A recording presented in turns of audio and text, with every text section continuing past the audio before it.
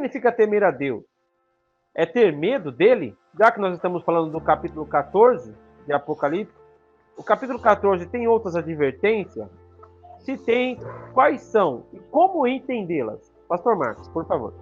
Temei a Deus e dai-lhe glória, né? O que é dar glória a Deus? Dar glória a Deus não é eu falar glória a Deus. Dar glória a Deus é eu me tornar um discípulo de Jesus. Dar glória a Deus é eu render a minha vida a Ele. Dar glória a Deus é eu segui-lo. Dar glória a Deus é eu me arrepender dos meus pecados, deixar e ter uma vida nova transformada pelo Espírito Santo. Então, dar glória a Deus é algo muito profundo. Por quê? Porque é chegado o juízo de Deus. Como você, Aldo, eu também cresci vendo essas figuras. E eu me lembro como se fosse hoje, voltando de uma aula de religião na minha escola. Eu havia lido todo o Apocalipse, foi o primeiro livro da Bíblia que eu li. Eu quero dizer que eu não recomendo isso a você que está começando nos caminhos de Deus. Porque assim, se você não tiver entendimento, você acaba, né, indo por muitos lados. E assim, o que eu percebi, queridos, é que o verdadeiro entendimento é o Espírito Santo que traz. Você pode vasculhar a internet, você pode assistir muitos vídeos, você pode fuçar aí o YouTube, que você não vai entender se Deus não te revelar. E a explicação que nós aqui damos, você não encontra em outro lugar. Não encontra. Dessa forma completa, dessa forma profunda, você não encontra em outro lugar, não. Então, eu voltava para casa quando eu era apenas um adolescente, e essas imagens todas de destruição, essas imagens todas, naquela época, né, a gente ainda estava saindo da Guerra Fria, né, e havia aquele perigo do iminente conflito nuclear, de uma terceira guerra mundial nuclear entre as nações, e cada dia era ameaça de disparar uma bomba ou um míssil entre uma nação e outra. Nós estávamos passando ali pelo período ali daquela tensão, a Primeira Guerra do Golfo. Então, quer dizer, não havia ainda internet, né? A informação que você tinha era pela televisão, e eu voltei daquela aula de religião com isso na cabeça. Eu andava na rua, eu olhava para frente e eu via assim a destruição de uma terceira guerra mundial.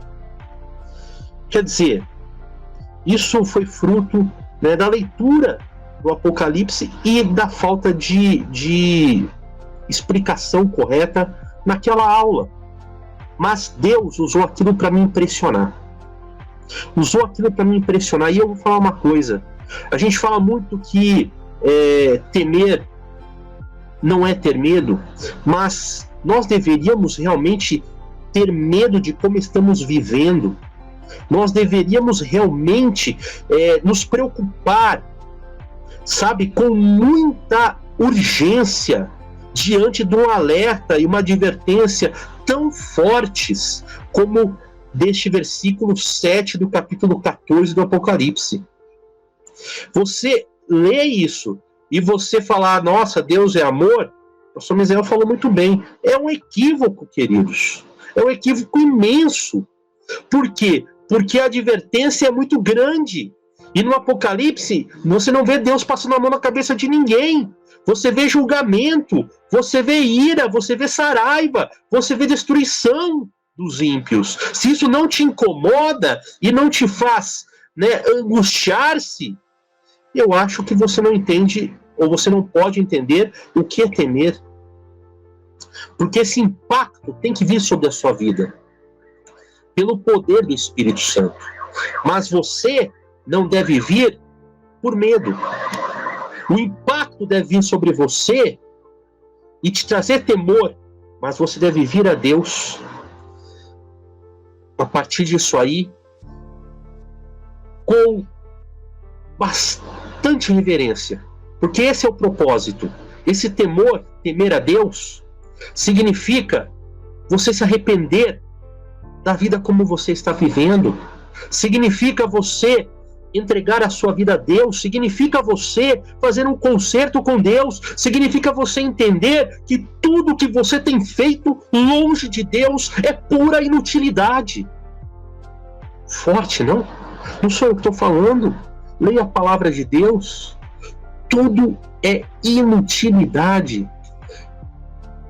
Então, temer a Deus é você entender isto e, com muita tristeza, não medo de Deus, mas tristeza de coração, entender quão terrível tem sido as suas atitudes. Que você precisa ir a Deus, que você precisa entregar a sua vida a Deus, que você precisa urgentemente de Deus, que você, como nós aqui, é um grande pecador, e como tal, você necessita, carece com urgência de um grande Salvador. Não perca esta oportunidade, porque achar que está longe pode ser o último erro da sua vida. Veja bem, queridos, o Aldo falou, chegou o momento do juízo? Quem responde é Paulo. Nós já estamos no tempo final. Quem responde é João, na sua primeira carta. Filhinhos, esta é a última hora.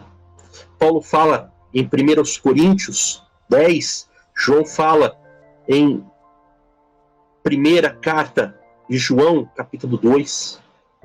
Esta é a última hora, chegou o tempo do fim, e é no tempo do fim que o juízo acontece.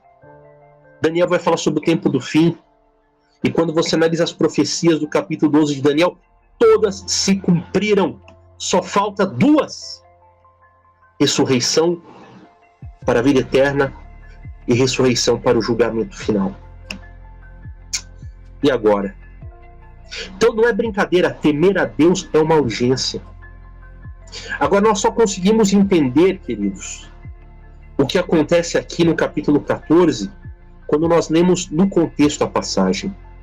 Então, primeiro, é um anjo que vem voando, ele declara, temam a Deus e deem glória a Ele, pois é chegada a hora em que Ele vai julgar.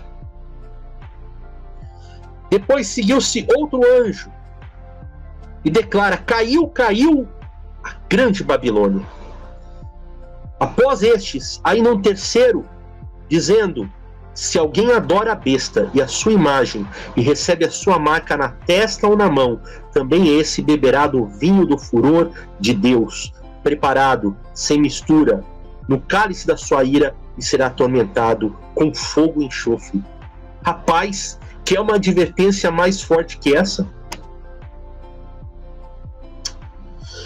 Então, queridos, para nós entendermos as 3 advertências, nós precisamos ler este capítulo no seu contexto, porque ele começa falando sobre o cordeiro que estava em pé sobre o Monte Sião, e com ele 144.000 que tinham escrito na testa o nome do cordeiro e o nome do seu pai. Muitas pessoas vão ligar esses 144.000 a fiéis convertidos na última hora, no último momento, pouco tempo antes da vinda de Jesus, no momento da grande tribulação. E esse é um erro de interpretação que nós não podemos ter, porque nós sabemos que a Bíblia fala em 2 grupos de salvos. Um é os 144.000 e o outro, a grande multidão. São esses 2 grupos, não tem um terceiro. Só que os 144.000, nós já até discutimos aqui, nos é revelado no capítulo 7 do Apocalipse, que eles são das tribos de Israel. Que eles são virgens, que eles não se contaminaram com mulheres, que eles seguem o cordeiro para onde vai, na sua boca não se achou mentira. Então, se nós não entendermos essa palavra como uma palavra simbólica, vai ter um monte de gente aqui desmanchando o noivado e não querendo casar mais. e outros se desesperando porque agora já é tarde demais. Não são mais virgens. Olha, na Bíblia nós temos que entender primeiro: virgem é aquele que não se contaminou com mulheres. Mulheres são igrejas, religiões falsas, ensinamentos falsos. Na sua boca não se achou mentira, porque eles receberam o ensino puro de Jesus Cristo. Porque se eles nunca tivessem mentido, nunca tivesse havido mentira na sua boca, em momento nenhum, eles nunca teriam pecado. Mas a Bíblia declara que todos pecaram. Só que aquele grupo não achou mentira na boca deles, porque eles receberam o ensino de Jesus e ensinaram este ensino puro. Não houve mistura com outras doutrinas. E eles andam com o Cordeiro porque, de fato, eles receberam o Evangelho do Cordeiro. Eles são as primícias porque eles são os primeiros frutos da obra do Cordeiro. São os primeiros convertidos da igreja. Quando o Evangelho ainda estava restrito, né, ao povo de Israel, não havia sido aberto aos gentios, porque quando se abre aos gentios, começa a entrar o erro, começa a entrar as doutrinas corrompidas, começa a entrar a palavra errada, ou seja, começa a entrar ensino de outras mulheres, a ponto da mulher igreja se corromper. Então, queridos, 144 mil não estão lá no fim, no último momento, estão lá no começo do tempo do fim, mas no começo. Então eles são o primeiro grupo. Quando o evangelho se abre para nós, gentios, nós entramos no segundo período, que é o período da grande multidão. Então você veja o capítulo 14, eu estou falando de uma forma resumida, porque não dá para nós entrarmos em muitos detalhes aqui, mas eu quero convidar você, se você quiser estudar mais profundamente esses e outros pontos, nos procure nos canais da igreja.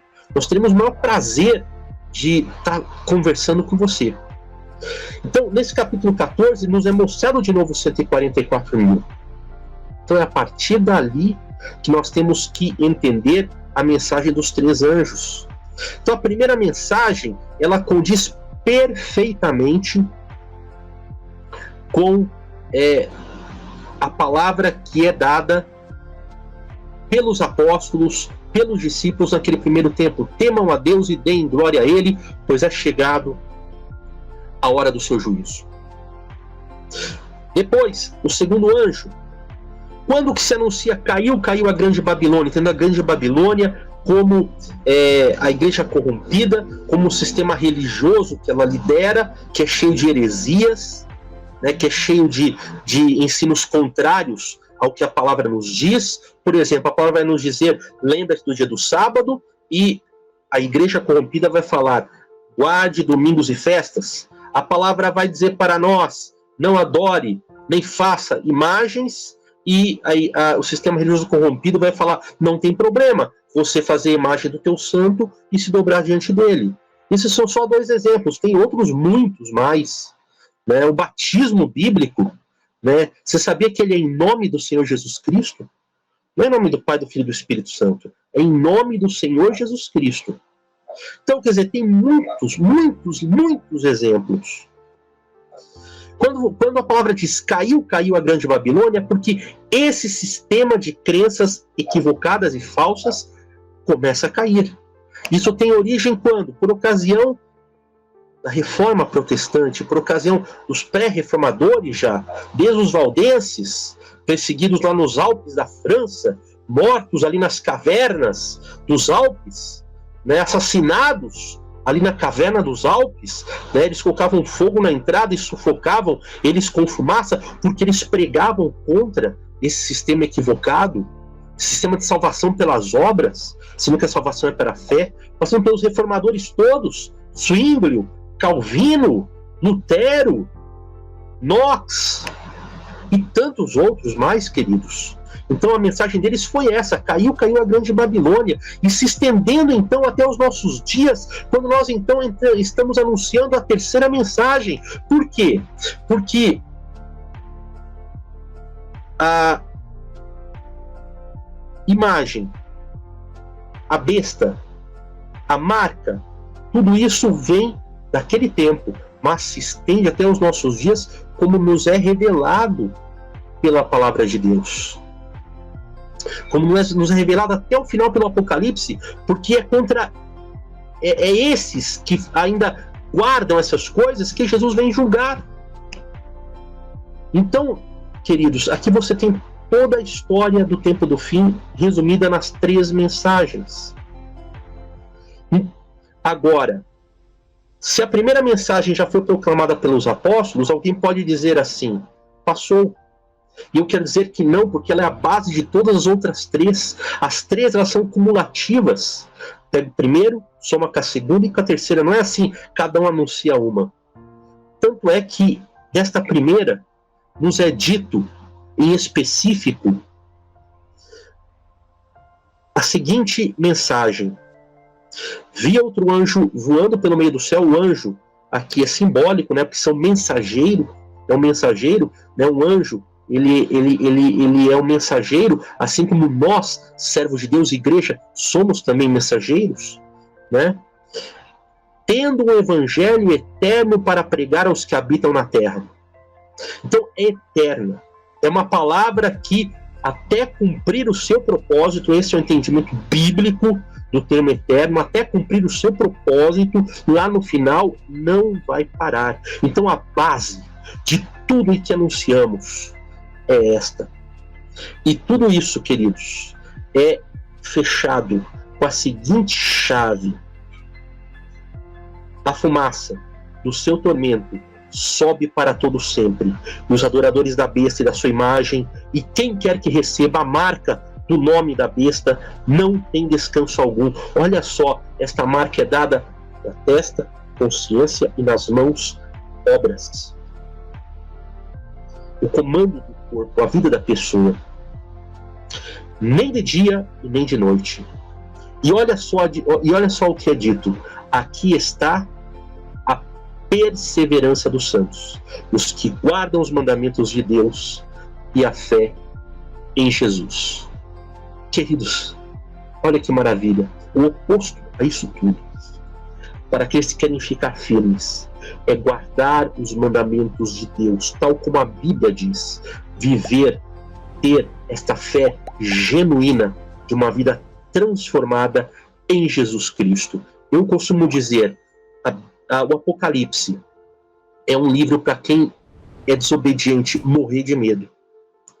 Mas, para aqueles que são sinceros, ouvir e entender que são revelações de boas novas e salvação que Deus vem nos trazer, porque é chegado o tempo do juízo para uns, mas da vida eterna, de uma ressurreição e uma transformação em corpos gloriosos para outros.